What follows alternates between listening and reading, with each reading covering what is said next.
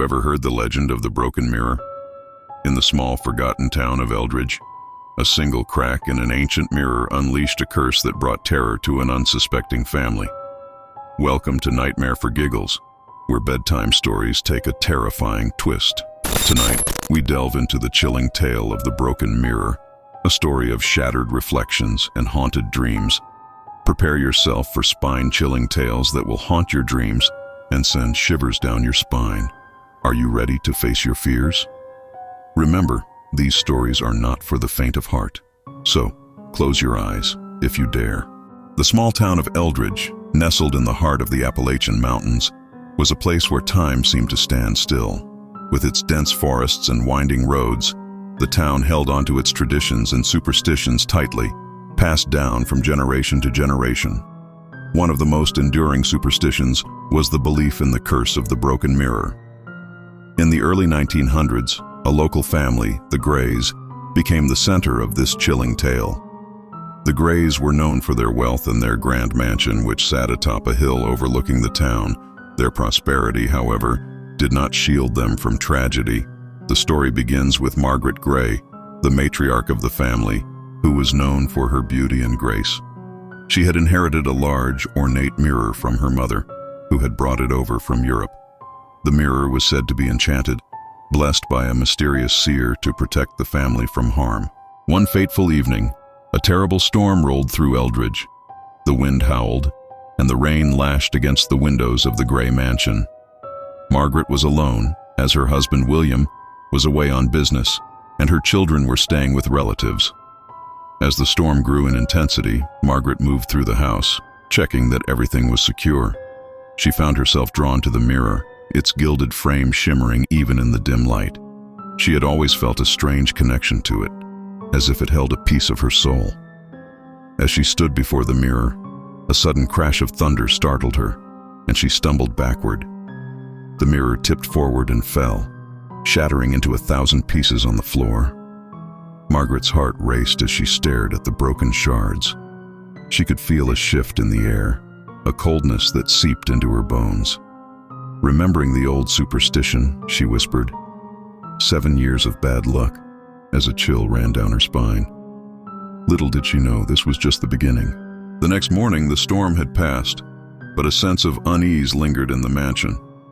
Margaret carefully cleaned up the broken glass, but the damage was done. The once protective charm of the mirror was now a shattered curse.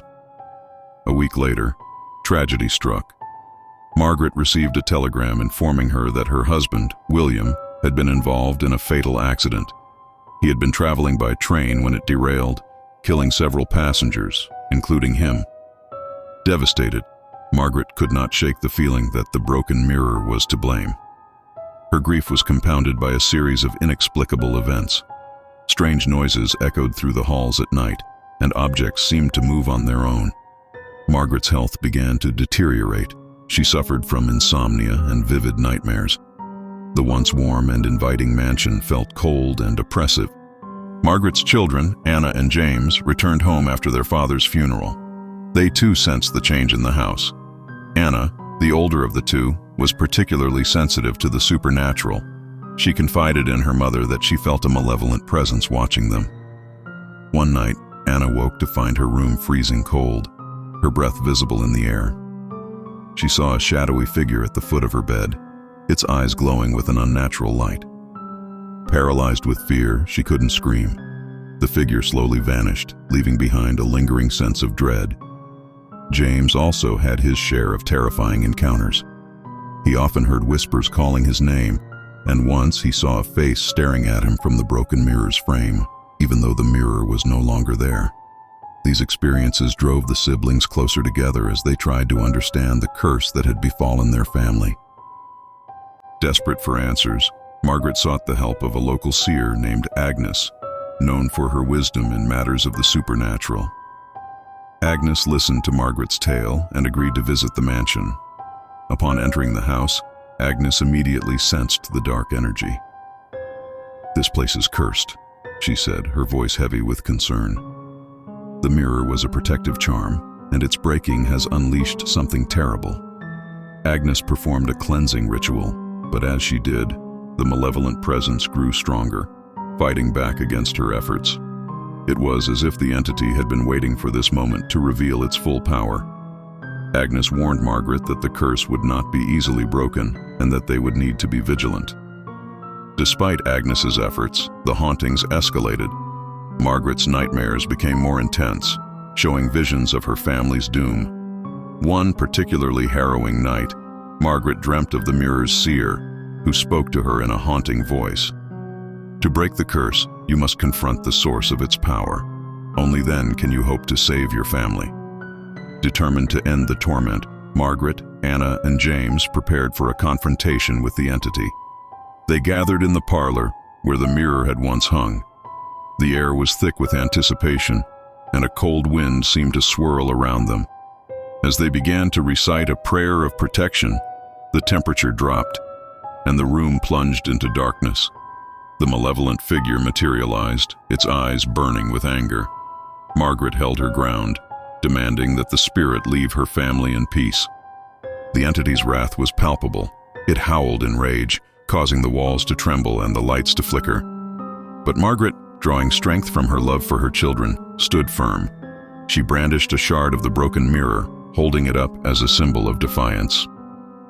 "You will not take my family," she declared, her voice unwavering.